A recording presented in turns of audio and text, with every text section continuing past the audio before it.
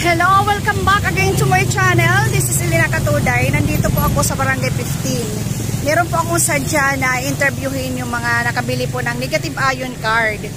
Puntahan po natin sila at meron po akong instant na tanong. Anong nangyari po sa kanilang katawan, sa kanilang kalusugan mula nang gamitin ang negative ion card.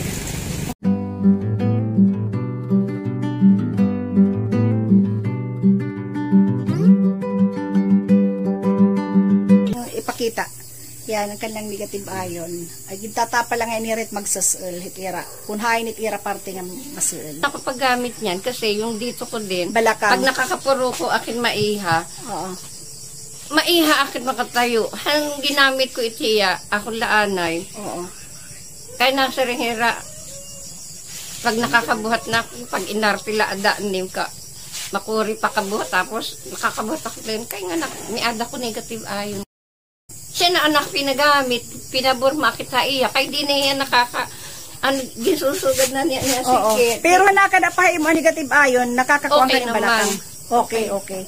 Sige, adi na kaya lakan. pinabahaya ko naman na iya. Oo, dili brother, ano an imo masasabihan nagamit ka ng negative ion? Medyo may butay lang nga, nag-iba. Nag-iba. An imo, hindi ni may bubutan, an imo kuan. Di ko nga niya tinatapal. Kada gabi ko malaki na butan, nangalipot. Kada gabi. Di dahil Ay, nahuhulog tinatawag. ang katrabaho. Iyak. Salamat sa akon ha iyo pag-interview. Salamat. Asya adto. God bless.